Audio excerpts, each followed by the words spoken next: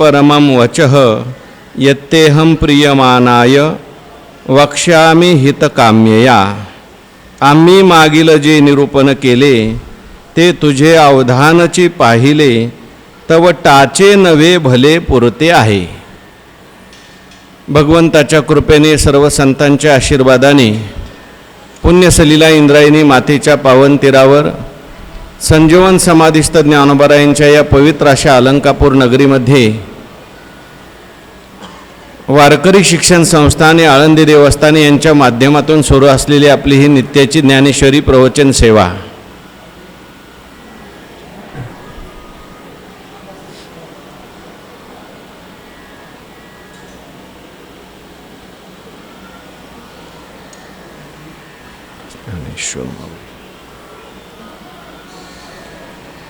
सेवेकरता उपस्थित सर्व भाविक भक्त श्रोते सज्जन माता भगिनी सर्वांच्या चरणी वंदन करून आपण सर्वांनी मिळून ही चिंतन सेवा या ठिकाणी करायची आहे। 10व्या अध्यायाचा आपला विषय सुरू आहे। 10व्या अध्यायाच्या सुरुवातीलाच भगवान परमात्मा अर्जुनाला सांगतात की मी परत एकदा तुला हे सगळं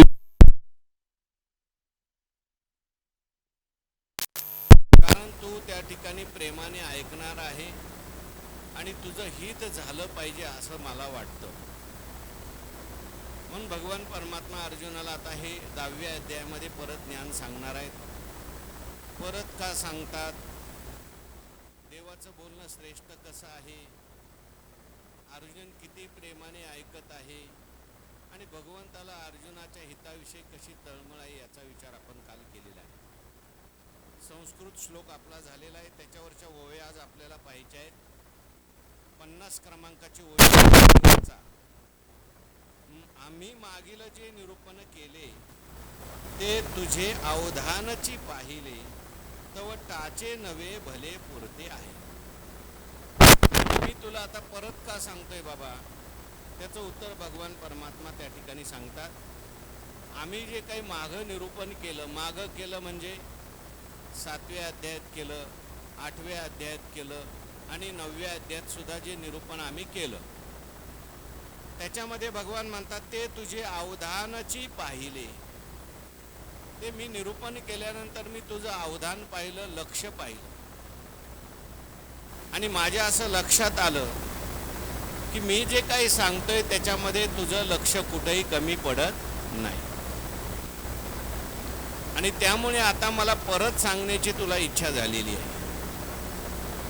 कारण अर्जुन जो आहे तो ऐकत असताना ऐकत होते, याचं वर्णन अनेक वेळा आपण करून आलो। परिसोनी अनुष्ठिशी, अर्जुन जे ऐकत होते ते ऐकत असताना त्याचं अनुष्ठान करत होते। अर्जुनाला ऐकण्यामध्ये आनंद येतो।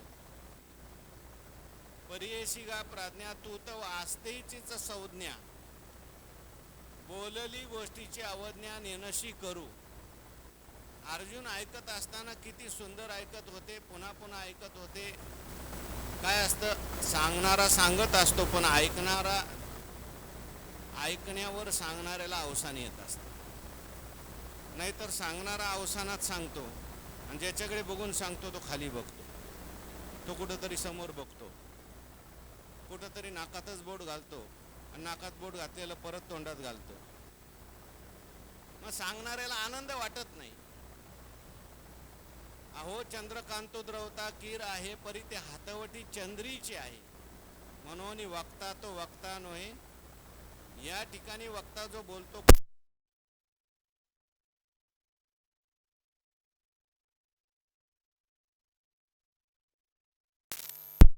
कुठं मिळणार आहे? बोला एवढा श्रोता जोडील अशी आजी। म्हणून भगवान म्हणतात मी त्या ठिकाणी मागे सांगितलं आणि तुझं लक्ष पाहिलं, तुझं लक्ष एकदम एकाग्र झालेलं आहे, तू लक्ष देऊन ऐकतो, प्रेमाने ऐकतो, मला खूप आनंद वाटतो। आणि म्हणून तव टाचे नवे, तुझं अवधान देवाने पाहिलं आणि ते अवधान टाचे म्हणजे कमी नाही, कुठेही ऐकण्यामध्ये तू कुठेही कमी पडलेला नाहीस। टाचे नवे पण भले, चांगलं आहे ते अवधान तुझं आणि पुरते आहे। लक्ष कसं असलं पाहिजे, कमी नको आणि चांगलं असलं पाहिजे आणि पूर्ण असलं पाहिजे.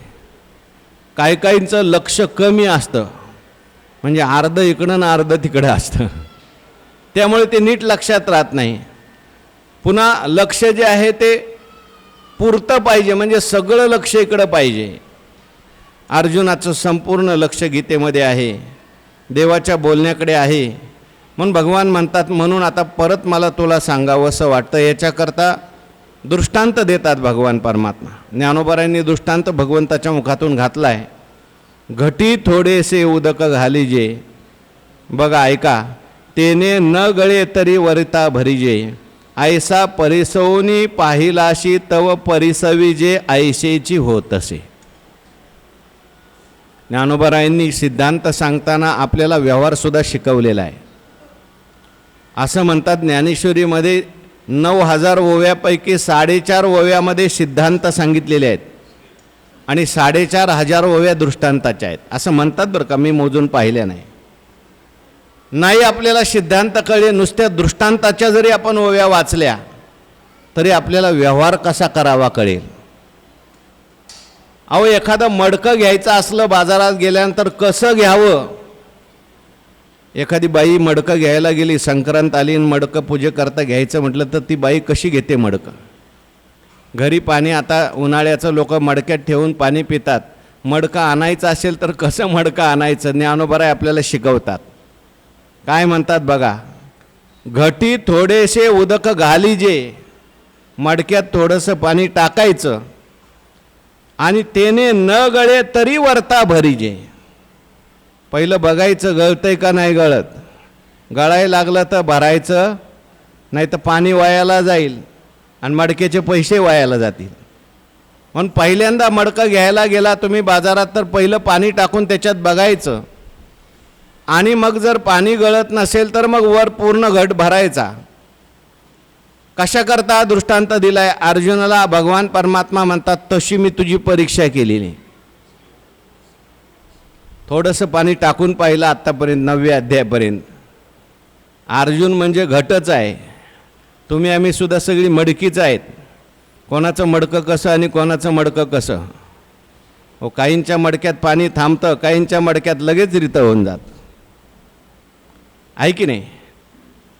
मडकं असं पाहिजे की पाणी भरल्यानंतर ते गेलं नाही पाहिजे, नाहीतर नळी फुंकली सोनारे, वारं गेलं, इकडून ऐकलं तिकडून गेलं. अहो, ऐकता ऐकताच बऱ्याच लोकांचं जातं. पण अर्जुनाला भगवान म्हणतात, अर्जुना तू तसा नाही, मी टाकून पाहिलं. घटी थोडेसे उडक घालीजे, तेने न गळे तरी वरिता भरीजे, ऐसा त्याप्रमाणे परिसोनी पाहिलासी, मी तुला सांगून पाहिलं. तव परिसविजे ऐशेची होत असे, मी तुला सांगितल्यानंतर मला सुद्धा असं वाटायला लागलं. सांगायचं असेल तर कोणाला सांगावं, अर्जुनाला सांगावं. कारण अर्जुन ऐकत होते. परिसनियाची राया म्हटलं, ऐके बा धनंजया. हां, परिसनियाच्या राया म्हणजे ऐकणाऱ्यामध्ये राजा आहे अर्जुन. आपण कालच ओळी म्हणून आलो, श्रीकृष्णोक्ती सागरा हा अगस्तीची दुसरा. जसा तो अगस्ती ऋषी असतो आहेत, तो सगळा सागर पिऊन टाकतात, त्याप्रमाणे अर्जुन ऐकताना त्यांची कधी तृप्ती होत नाही.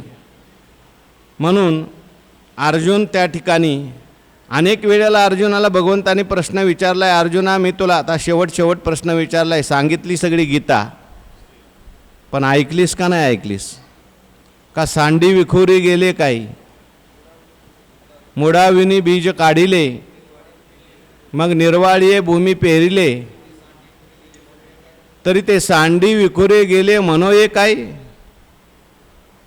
चांगल्या भूमीत मी पेरलंय, पण अर्जुना काय उगवलं का नाही. कश्चित येतत श्रुतम पार्थ त्वयेकाग्रेन चेतसा. एकाग्र होऊन अर्जुन ऐकलं का बाबा, का गेलं वायाला गेलं. काय अर्जुनाचे शब्द आहेत, देवा नष्टो मोहा स्मृतिर्लब्धा त्वत्प्रसादान्मयाच्युत. देवा मला त्या ठिकाणी आता स्मृती प्राप्त झाली, माझा मोह गेला. ऐकल्याबरोबर असं म्हणता आलं पाहिजे, माझा मोह गेला, माझं अज्ञान गेलं, तर ऐकलं. नाहीतर 10 वर्ष झाले ऐकले, 20 वर्ष झाले ऐकलं, नवे नवे सांगितलं, काहीच गेलं नाही, जैसे थे. हे ऐकणंही नाही आणि हे सांगणंही नाही. म्हणून या ठिकाणी भगवान परमात्मा अर्जुनाला म्हणतात, ऐसा परिसवनी पाहिलासी तव परिसवी जे ऐशेची होत असे. आणखीन एक उदाहरण दिलं भगवंतांनी, ज्ञानोबारायांनी. बघा व्यवहार कसा करायचा. पहिले अवचितयावरी सर्व सांडीजे, मग चोख तरी तोची भांडारी कीजे. तैसा किरीटी आता तू माझे निजधाम की. उदाहरण दिलं भगवंताने अर्जुनाचं, व्यवहारातलं एक उदाहरण दिलं. मगाशी उदाहरण दिलं होतं घट घेताना कसा घेतला पाहिजे त्याचं. तशी तुझी मी परीक्षा घेऊन मी तुला अर्जुना सांगतोय. आता दुसरं एक उदाहरण दिलं व्यवहारातलं, अवचितयावरी सर्वस्व सांडीजे, आणि मग चोख तरी तोची भांडारी कीजे. भांडारी म्हणजे काय? खजिनदार. एखाद्या माणसाला काय त्याचा एखादा व्यवहार असेल, व्यापार असेल, दुकान असेल, आणि त्या दुकानावर त्याला खजिनदाराची नेमणूक करायची. खजिनदाराची नोकरी त्याला एखाद्याला द्यायची. मग त्यांनी त्या खजिनदाराला नोकरी देत असताना कशी दिली पाहिजे. लगेच कोणी एक अनोळखी मनुष्य आला आणि हो माझा खजिनदार, काय होईल तो? दुसऱ्या दिवशी सगळा खजिना मोकळा केल्याशिवाय राहायचा नाही. म्हणून ज्ञानोबाराय म्हणतात, अवचितयावरी सर्वस्व सांडीजे. त्याला आधी बोलवायचं आणि बोलवल्यानंतर त्याची परीक्षा घ्यायची. खजिन्यात पैसे मोजून ठेवायचे, म्हणजे जास्त नाही ठेवायचे, 50 रुपयेच ठेवायचे, आणि उघडाच ठेवायचं ते सगळं तुमचं कपाट काय असेल ते, आणि त्याच्या हातात द्यायचं. असं दाखवायचं की जसं माझं काही लक्षच नाही. आणि एक चांगलं एक 5-6 दिवस त्याला बघायचा. आणि मग जर तो त्याला हात लावत नसेल, नीट सांभाळत असेल, कुठली गोष्ट घरातल्या सगळ्या गोष्टी त्याच्यावर एक दिवस सोडल्या, आणि सोडल्यानंतर तो व्यवस्थित जर सांभाळत असेल, फक्त असं सोडायचं नाही की सगळं घेऊन गेलं नाही पाहिजे एका दिवसात, सगळं बाकीचं संरक्षण ठेवायचं. आणि आपल्या लक्षात आलं की नाही आपले 50 रुपये जरी उघडे पडले तरी हा मनुष्य हात लावत नाही, मग विश्वास त्याच्यावर ठेवायला हरकत नाही. मग चोख तरी तोची भांडारी कीजे. आता हे उदाहरण कशा करता दिले? तैसा किरीटी तू आता माझे निजधाम की. तसं अर्जुना मी सुद्धा तुला अगोदर तपासून पाहिलंय. कशा करता? सांगण्याकरता. हा खरोखर ऐकतोय का ऐकता ऐकता झोप घेतोय, ऐकत असताना इकडं तिकडं बघतोय, ऐकत असताना नीट ऐकतोय का, ऐकल्याप्रमाणे याचं आचरण आहे का, हे सगळं अर्जुनाने भगवंताने पाहिलं. आणि तैसा किरीटी, अर्जुनाला भगवान म्हणतात तू मात्र किरीटी आहेस. किरीटी शब्दाचा अर्थ आहे तू श्रेष्ठ आहेस. सगळे ऐकणारे मी आत्तापर्यंत पाहिले, परंतु सगळ्या ऐकणाऱ्यामध्ये मला तुझा स्वभाव अर्जुना आवडलेला आहे. तुझं ऐकणं मला आवडलेलं आहे. आणि म्हणून किती आवडलेलं आहे, भगवान परमात्मा अर्जुनाला म्हणतात आता किरीटी तू आता माझे निजधाम की. म्हणजे तू अशा पद्धतीने अर्जुना ऐकलेला आहेस की आता तू माझं राहण्याचं ठिकाण झालेलं आहे, तू माझं स्वरूप झालेलं आहे. अर्जुनामध्ये आणि माझ्यामध्ये आता कुठल्याही प्रकारचा भेद शिल्लक राहिला नाही. अर्जुनाने ऐकून भगवत स्वरूपता अर्जुनाला प्राप्त झालेली आहे. सख्यपणे अर्जुन नरनारायण सृष्टी जनार्दन एकरूप ही अवस्था प्राप्त केली. अर्जुनामध्ये आणि देवामध्ये देवाला कोणताही भेद वाटत नाही. हृदय एक झाले, हे हृदयचे ते हृदय घातले, पुढं घालणार आहे देव. पण आत्तापासूनच अर्जुनावर एवढं प्रेम आहे की अर्जुन देवाला वेगळा वाटत नाही. अर्जुन म्हणजे मी आहे असं देवाला वाटतंय, किंवा आपलं विश्रांतीचं स्थान वाटतंय, राहण्याचं ठिकाण वाटतंय. हां, चोरूनी नेली माझी भगिनी परी विकल्प नुपजे माझे मने मी तू दोन्ही स्वरूप एक. म्हणून अर्जुनाला भगवान म्हणतात आता तू माझं निजधाम झालेलं आहे, राहण्याचं ठिकाण झालेलं आहे. भगवंतावर अर्जुनाचं प्रेम आहे, तसंच अर्जुनाचं सुद्धा भगवंतावर प्रेम आहे बरं का. अर्जुनाने सगळी नाती भगवंताशी जोडलेली आहेत. तू गुरुबंधू पिता, तूची आमची इष्टदेवता, तूची सदा रक्षिता आपदी आमुते.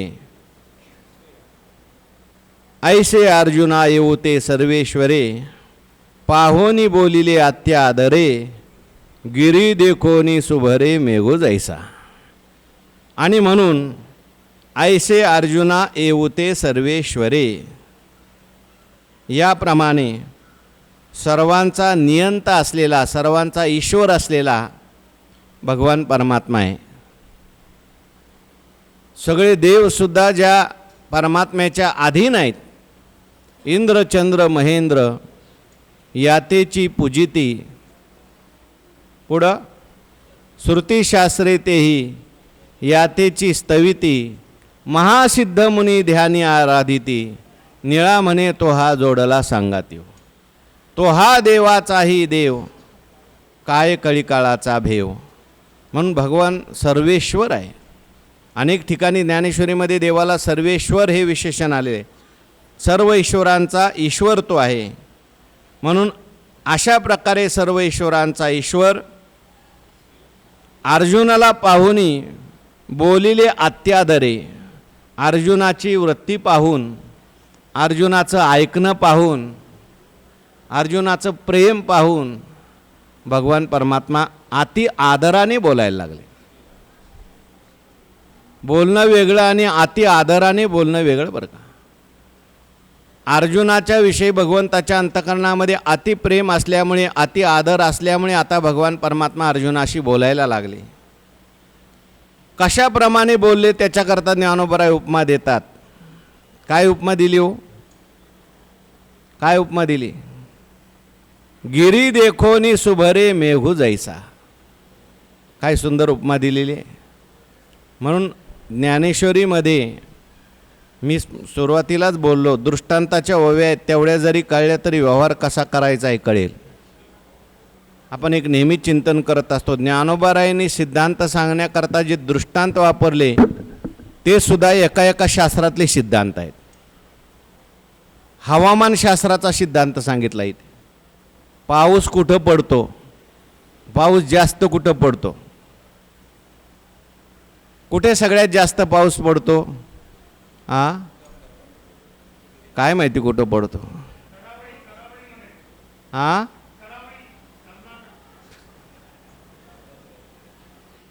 हवामानाचा अंदाज सांगायचा. आता पाऊस पडणार आहे, पण पाऊस कुठे पडतो? ज्ञानोबारायांनी 750 वर्षापूर्वी सांगितलं. काय सांगितलं?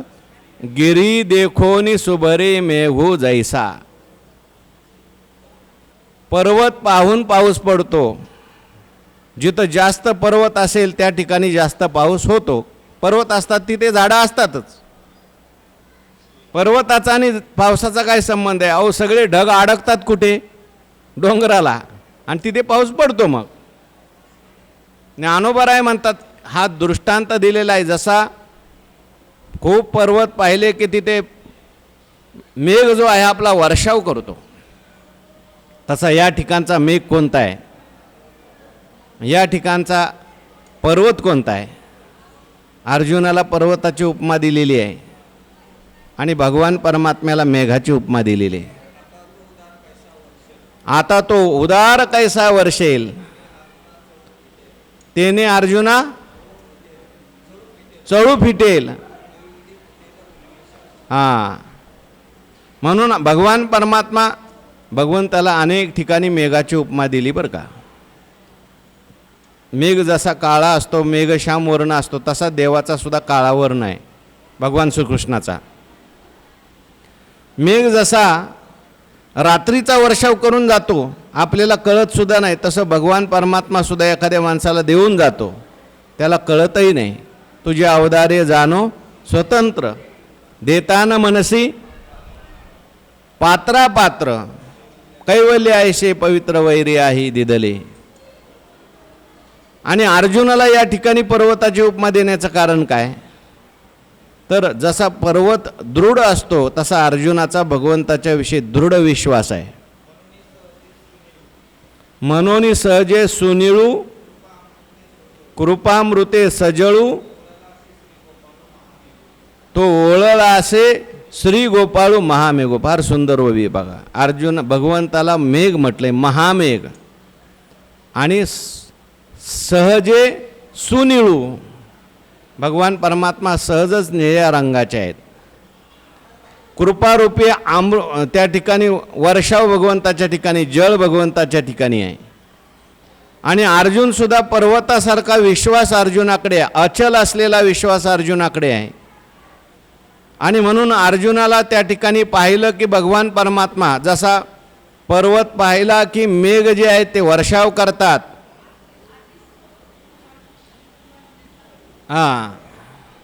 मेघा, त्याप्रमाणे या ठिकाणी सुद्धा भगवान परमात्मा अर्जुनाला पाहिलं. गाय जशी पाना सोडते वासराला पाहिलं, मेघ जसा ढगावर गिरी देखोनी सुबरे मेघ जायसा. ऐसे अर्जुना येऊ ते सर्वेश्वरे, पाहुनी बोलिले अत्यादरे, गिरी देखोनी सुबरे मेघ जायसा. तैसा कृपाळवांचा रावो, मने ऐके बा महाबाहो, सांगितलाचे अभिप्रावो सांगेन पुढती. त्याप्रमाणे ज्ञानोबराय म्हणतात, कृपाळवांचा रावो. जेवढे काही कृपाळू लोक आहेत त्या कृपाळू लोकांमध्ये हा राजा आहे.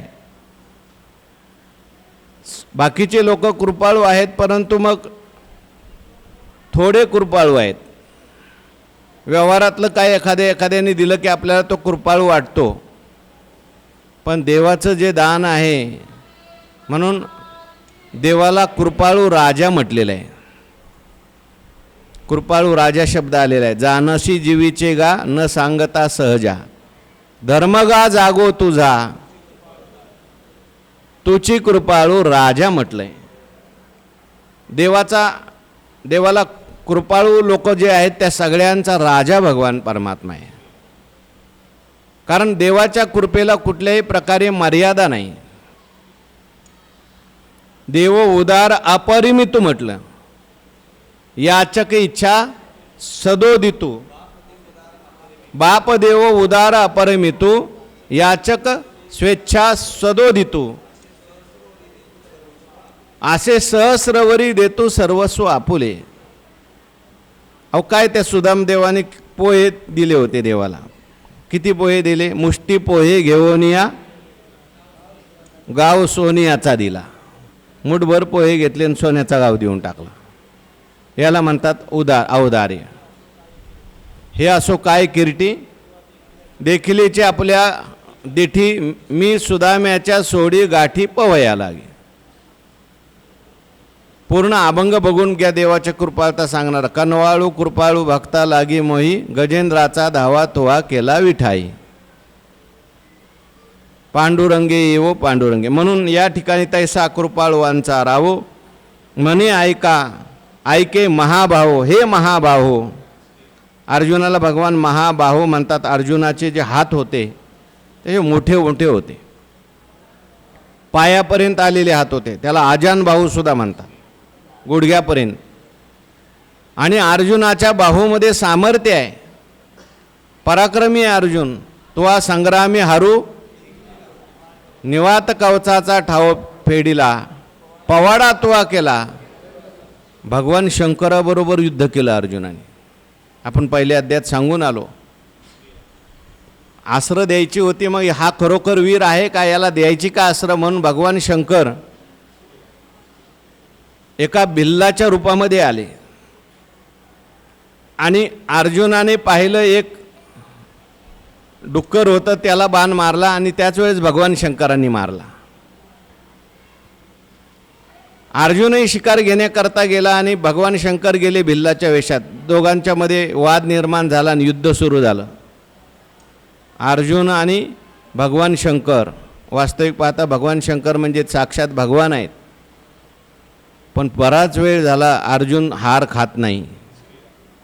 लक्षात आलं अर्जुनाच्या, आपण त्या ठिकाणी यांना पराजित करू शकत नाही. कोण आहे ते? यांना पराजित करण्याकरता म्हणून भगवान शंकरांची थोडीशी शिवलिंग तिथं होतं, त्याच्यावर बेल टाकले, पूजा केली. तिथं फुलं वाहिली की त्या भिल्लाच्या डोक्यावर दिसायची. मग लक्षात आलं हे भगवान शंकर आलेले आहेत. तुवा संग्रामी महाभावो आहे अर्जुन. आणि सांगितलाचे अभिप्राव सांगेन पुढते. अर्जुना मी तुला सांगितलेल्याच गोष्टी आहेत, आता त्या परत सांगणार आहे. सांगितलेलंच ज्ञान सांगणार आहे, सांगितलेलीच भक्ती सांगणार आहे, सांगितलेलंच कर्म वैराग्य सगळं सांगणार आहे, विभूती सांगणार आहे. याच्याकरता ज्ञानोबारांनी एक उदाहरण या ठिकाणी दिलं. पै प्रतिवर्षी क्षेत्र पेरिजे, जवळजवळ वाढी देखिजे, तव तव नुबिगिजे वाहो करिता. शेतकऱ्याचं उदाहरण दिलंय. एखादे शेतकरी असतात, दरवर्षी त्या ठिकाणी शेतामध्ये काहीतरी पेरतात. प्रतिवर्षी क्षेत्र पेरिजे, दरवर्षी पेरतात. आणि जवळजवळ वाढी देखिजे, आणि दरवर्षी आपल्या त्या शेतामध्ये पीक चांगलं वाढून येते. असं कळलं की मग त्याची परत मशागत करतात आणि परत पेरतात. आणि शेतात पेरलं आणि उगवलंच नाही. काही काही शेती असे असतात की त्याच्यामध्ये पेरल्यानंतर जे धान्य उगवायचं ते कमी उगवतं आणि तणच जास्त उगवतं. अहो त्या बियाचा खर्चसुद्धा निघत नाही काही काही लोकांचा. अशी काय काय लोकांची शेती असते. आणि काही काही शेती अशी असते, थोडंसं पेरलं पिकं पिकले घुमरी, असं काय पीक त्याच्यामध्ये ते, अशी काही भूमी असते. आणि मग तो शेतकरी ती जी आपली जमीन असते तिची मशागत करायचं कधी विसरत नाही. दरवर्षी तिची मशागत करतो. तिच्यामध्ये आमोप असं पीक शेतकरी दादा काढतात. हां, सुक्षेत्रे आणि ओलटे, बिजई परले गोमटे, आलोट फळ भेटे परिवेळे की गा. हां, पीक आलोट भेटे. नाही तर काही जमिनी अशा आहेत पडीक जमिनी, काही पेरलं तरी त्याच्यात उगत नाही. खडकी जैसे वर्षले का आगी माझी पेरले, पुढचं नाही घ्यायचं. ज्ञानोबारायांनी चांगली शेती सांगितली आणि वाईट शेती सांगितली. अर्जुन ही एक प्रकारे शेतीच आहे. भगवान परमात्मा याच्या अर्जुनाच्या अंतःकरणरूपी शेतीमध्ये बी पेरणार आहेत. कृष्ण शब्दाचा अर्थच आहे, कृष शब्द जो आहे, कृष धातूपासून कृष्ण शब्द बनलेला आहे. कृषक, एखादा मनुष्य, आपलं एखाद्या मुलाचं नाव जर कृष्ण असेल तर खेडेगावामध्ये म्हातारी माणसं त्याला कृष्ण म्हणत नाही, त्याला किसन म्हणतात. आणि किसन शब्दावरून किसान शब्द तयार झाला. किसान म्हणजे शेतकरी. देवसुद्धा शेतकरी आहे. तो कशाची शेती करतो? तुमच्या आमच्या अंतःकरणाची शेती करतो. हां, बरोबर. म्हणजे या देहाला क्षेत्र म्हटलेलं आहे. अंतःकरणाला सुद्धा काय म्हटलेलं आहे? क्षेत्र म्हटलेलं आहे. या अंतःकरणरूपी शेतात काय पिकवायचं आहे ज्याच्या त्याच्या हातात आहे. इथं पुण्य पिकवायचं आहे का पाप पिकवायचं आहे? इथं सुख पिकवायचं आहे का दुःख पिकवायचं आहे? आपल्या हातात आहे. अर्जुनासारखी शेती आता भगवंताला सापडलेली आहे. श्रीकृष्ण बाक्य बीज निवाडू आणि संजय सात्विकाचा बिवडू, तेने श्रोतया होईल सुरवाडू प्रमेय पिकाचा. आपण 9व्या अध्यायामध्ये त्या ठिकाणी शेवटी बोलून गेलो. संजयाला बिवड म्हणलंय, बिवड, सात्विकाचा बिवड. आधी बिवड येऊन गेला आणि आता भगवान परमात्म्याचं बोलणं उत्तम शेती. अर्जुनाचं अंतःकरण हीच उत्तम शेती